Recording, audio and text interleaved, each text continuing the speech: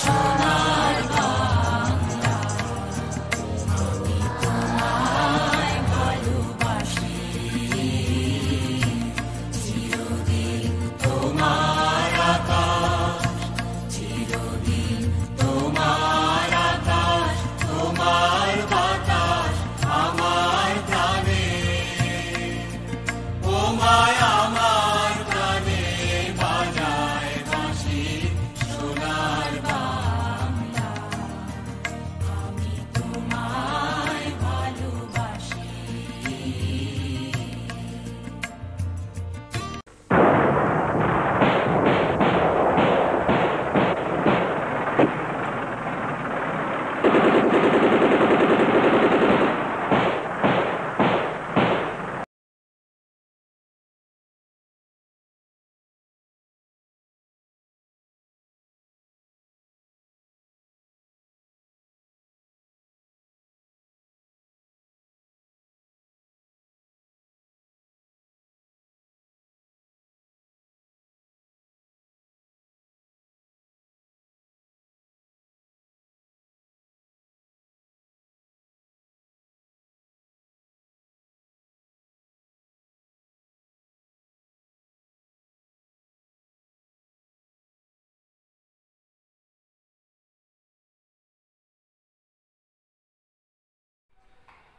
প্রিয় শিক্ষার্থী বন্ধুরা, তোমরা কেমন আছো?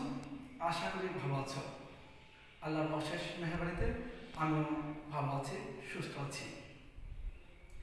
প্রিয় শিক্ষার্থী বন্ধুরা, আজকে আমি উপস্থিত হয়েছি সুনামগঞ্জ অনলাইন স্কুল পক্ষ থেকে অষ্টম শ্রেণীর বাংলাদেশ বিশ্ব পরিচয় এর একটি বিষয় নিয়ে।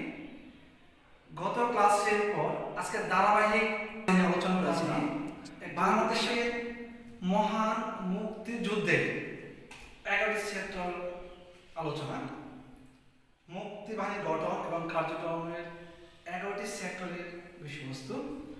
আর আজকে তার এই ধারাবাহিকতায় নিয়ে আলোচনা করব নিয়মিত ও অনিয়মিত বাহিনী। প্রিয় শিক্ষার্থী বন্ধুরা, 1971 সালে মহান মুক্তিযুদ্ধে আমাদের এই দেশকে স্বাধীন করতে গিয়ে 30 লক্ষ মানুষের শহীদ হতে হয়েছে। সেই প্রেক্ষাপট, সেই ইতিহাস মুছে ফেলা নয়, সেই ইতিহাস তোমাদের মাঝে, পরবর্তী প্রজন্মের মাঝে, প্রজন্ম থেকে প্রজন্মের মাঝে লালন করতে হবে, ধারণ করতে হবে। এই ইতিহাস থেকে আমাদের শিখতে হবে মহান মুক্তিযুদ্ধে আমাদের এই দেশে সাধারণ মানুষ দেশের জন্য, দেশের পতাকার জন্য কিভাবে জীবন বাজি রেখেছিল। তো যাই হোক, আমরা আজকে মূল ক্লাসে ফিরে যাচ্ছি। প্রিয় শিক্ষার্থী বন্ধুরা, আজকে আমাদের আলোচনার বিষয় হচ্ছে নিয়মিত ও অনিয়মিত বাহিনী। নিয়মিত ও অনিয়মিত বাহিনী।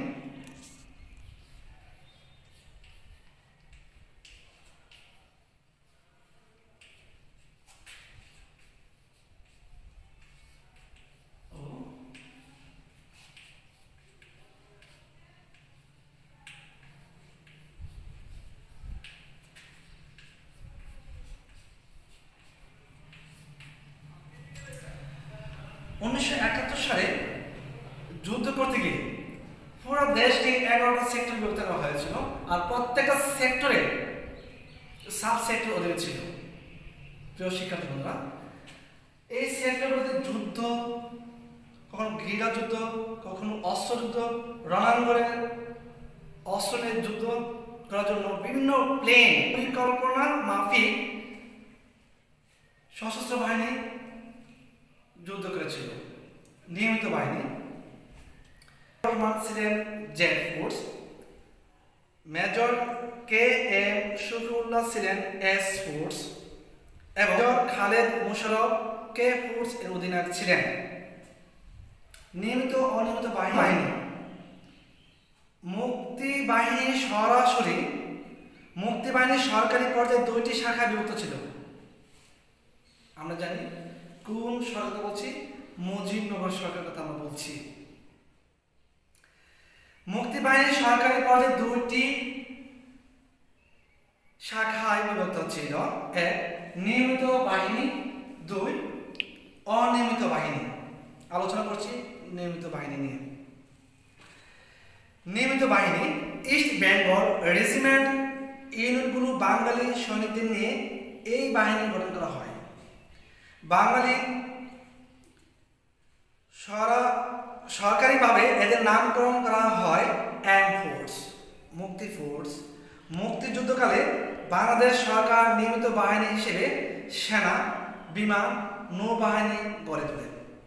দুই, ছাত্র, যুবক, শ্রমিক, কৃষক ও সকল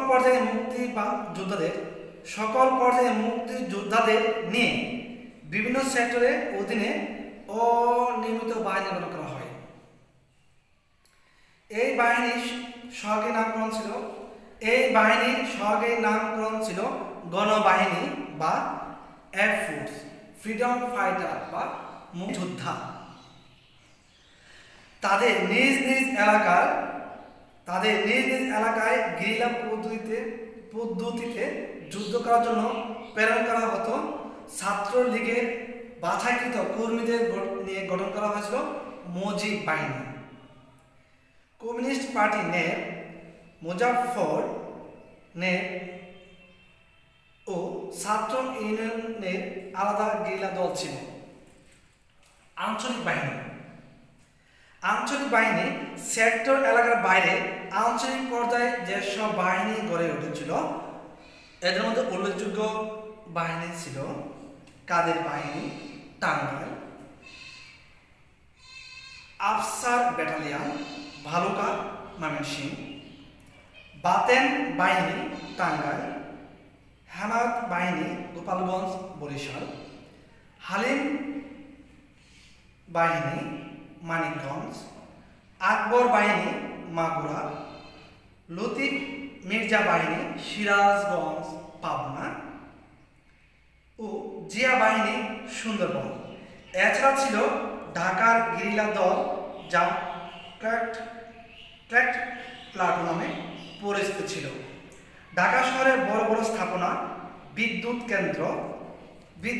কেন্দ্র, হোটেল, ইন্টারকন্টিনেন্টাল ব্যাংক, টেলিভিশন ভবনে বোমা বিস্ফোরণ ঘটনায় ঢাকা গেরিলা বাহিনী।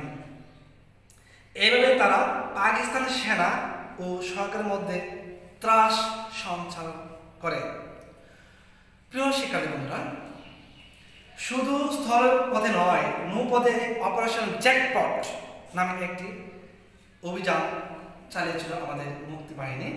এটি সংগঠিত হয়েছিল চট্টগ্রাম বন্দরে 10টি এবং মংলা বন্দরে 50টি জাহাজ ধ্বংস করতে সক্ষম হয়েছিল। এটি নিঃসন্দেহে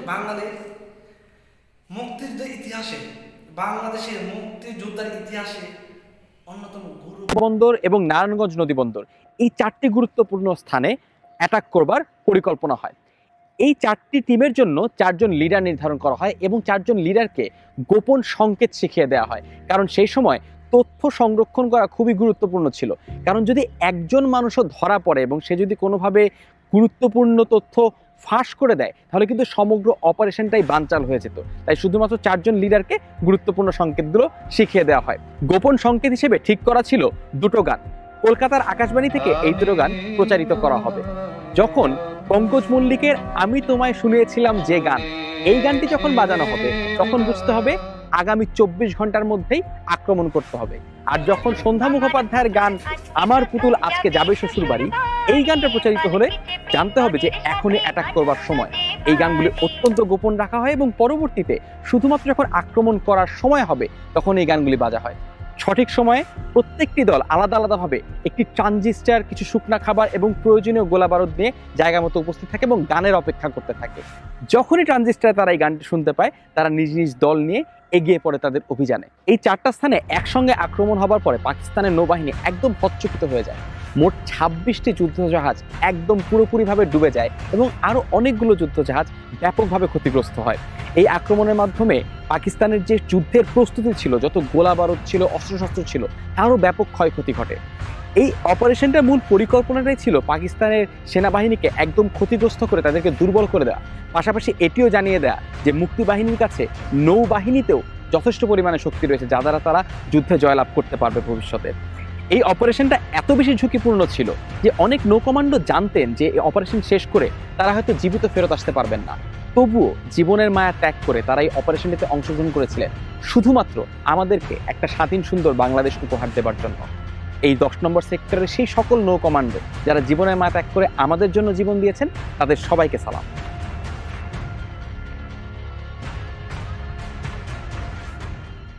অধ্যায় কোনটা বলছি বন্ধুরা? Operation jackpot. প্রিয় শিক্ষার্থী বন্ধুরা, আমরা মহান মুক্তিযুদ্ধের ইতিহাস এর বিভিন্ন বাহিনী সম্পর্কে জানলাম, নিয়মিত বাহিনী, অনিয়মিত বাহিনী এবং এছাড়াও আঞ্চলিক কিছু বাহিনীর সাথে আমরা পরিচিত হয়েছি। প্রিয় শিক্ষার্থী বন্ধুরা, এই মেসেজ হচ্ছে এই বাংলাদেশের ইতিহাস সম্পর্কে পুঙ্খানুপুঙ্খভাবে তোমরা জানতেই হবে। এই ইতিহাস আমাদের রক্তের ইতিহাস, এই ইতিহাস আমাদের স্বাধীনতার ইতিহাস। প্রিয় শিক্ষার্থী বন্ধুরা, আজকে যে আমরা ক্লাস নিচ্ছি এই প্রেক্ষাপটে কিছু ধলইগ্রাম 1971 পাখানাদার বাহিনীর কাছ থেকে দেশকে স্বাধীন করার দৃঢ় প্রত্যয় নিয়ে যুদ্ধ করে যাচ্ছে অসংখ্য মুক্তিযোদ্ধা। তাদেরই একদল সেকেন্ড ইস্ট বেঙ্গল রেজিমেন্ট